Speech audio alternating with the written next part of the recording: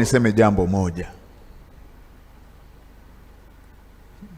kwamba mipango yote ile ambayo ipo kwenye dira na haya yote ambayo wizara imetuelezea hapa, wizara zote mbili, ya Jamhuri ya Muungano wa Tanzania na ya Serikali ya Mapinduzi Zanzibar, na mipango yote mlionayo vijana moja moja kwa vikundi, tutaweza tu kuyatimiza hayo malengo kama nchi yetu itaendelea kuwa na uhakika wa uwepo wa amani, kwa kuwa uwepo wa amani ni msingi muhimu wa shughuli za kiuchumi, kijamii na kimaendeleo.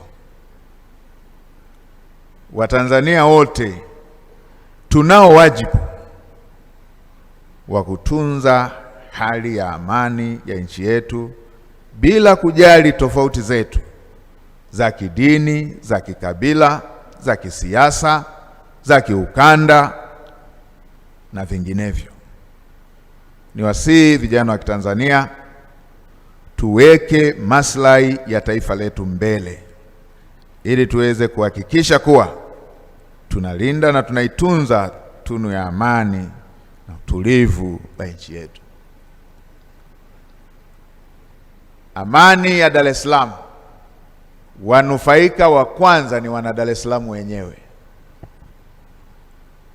Amani ya Dar es Salaam, wanufaika wa kwanza ni wana Dar es Salaam wenyewe. Hivyo hivyo, kukikosekana amani Dar es Salaam, waathirika wa kwanza ni wana Dar es Salaam wenyewe. Hii inatukumbusha wajibu kwamba jukumu la kulinda amani ni la kila mmoja wetu. Tuepuke michezo ambayo imeanza kutengenezwa. Na mimi kwa sababu huwa inaniudhi, huwa naisema tu waziwazi. Michezo ya aina hiyo, ya baadhi ya vibaraka, wengine wanakaa tu huko, wanafugwa, wanatunzwa, wamepewa nyumba nzuri, magari mazuri, wanalipwa kila mwezi. Kazi wanayofanya ni kuelekeza kwa remote na magrupu ya WhatsApp na social media.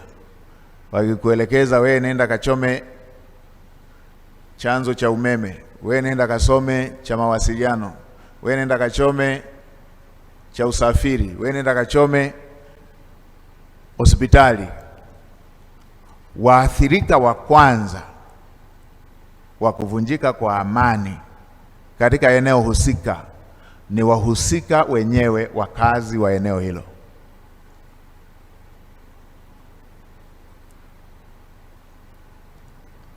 Watu wengine wamebakiza lugha tu, hata hawaishi hapa. Wengine hata uraia hawana wa Tanzania, wamebakiza Kiswahili tu. Wakiongea unadhani wanakutakia mema. Hawana hata mpango wa kukaa Dar es Salaam, wala kutibiwa siku moja Dar es Salaam, wala watoto wao kusoma siku moja Dar es Salaam, au katika mkoa wote ule. Hawana hata mpango wa kuja tena hapo. Wewe wanakuelekeza kafanya hili. Mwathirika wa kwanza wa amani ikivunjika katika eneo husika ni mkazi wa eneo hilo. Kwa hiyo tuna wajibu kama nchi, tuna wajibu kama vijana, tuna wajibu wa kuilinda amani ya nchi yetu. Amani, utulivu na mshikamano wa taifa hili si jambo la mjadala, na hii tunaisema wazi wazi, wala tusidanganyane. Hili si jambo ambalo tutalifanyia mchezo. Hili si jambo la mjadala, wala si jambo la mchezo. Tunawaambia wale wanaowatuma na wale wanaotumwa kwamba hili si jambo la mzaha wala si jambo la mjadala. Amani ya nchi yetu na taifa hili limejengwa kwa jasho, kwa uzalendo, kwa damu na hekima za waasisi wa taifa letu.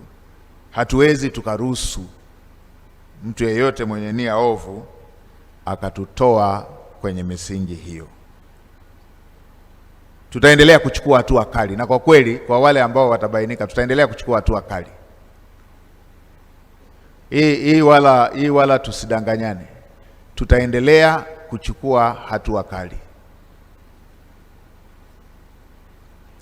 Na Watanzania tukiwaambia haya, sisi ambao tuko serikalini, mjue tuna vyanzo vya taarifa. Tuna vyanzo vya taarifa sahihi. Kuna mmoja tulimkamata huko kanda ya magharibi na ametoa ushirikiano, ametuambia mipango yote waliokuwa wanapanga. Analipwa milioni 5 kwa kazi ya kushawishi vijana awaandikishe. Analipwa milioni 5.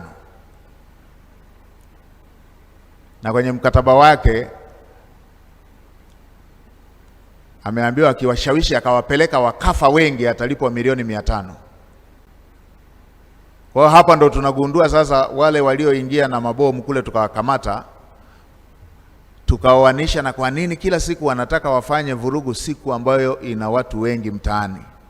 Kwa hiyo wameandaa na watu wa kulipua ili nchi ichafuke, alafu wao waseme ni polisi, waseme ni serikali. Alafu ile aliyeratibu na wale waliolipua wakalipwa hizo milioni 500 zao. Tutachukua hatua kali sana kwa wote ambao watafanya michezo yeyote ya kuvuruga amani ya taifa letu.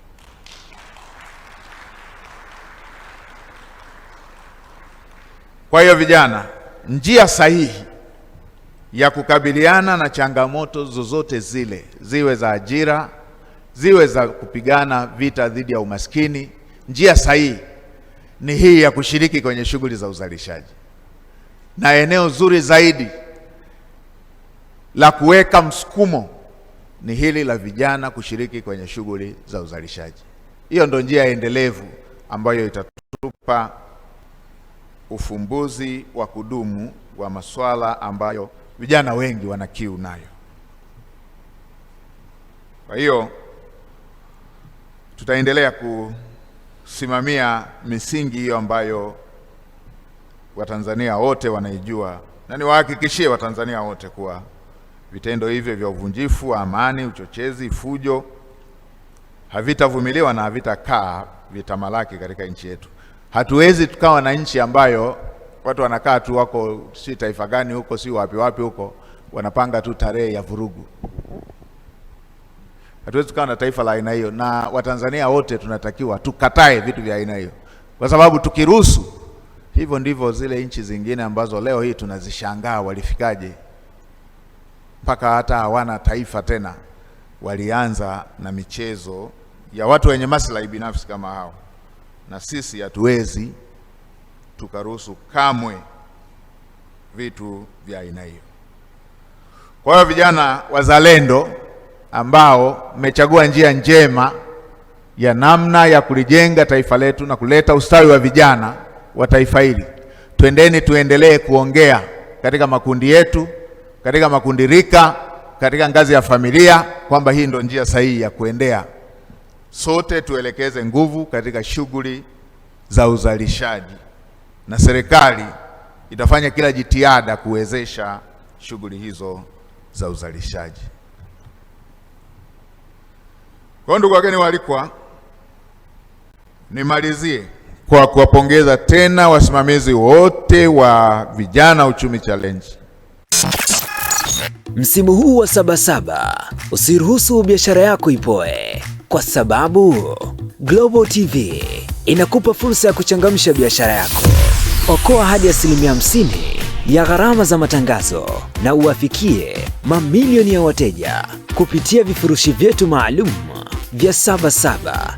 Chagua kifurushi chako kuanzia $2.5 hadi milioni 5 tu.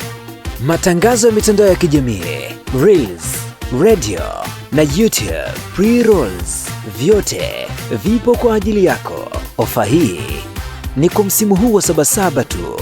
Wahi sasa. Wasiliana nasi kupitia namba zinazoonekana kwenye skrini yako. Global TV, tunakuza biashara yako.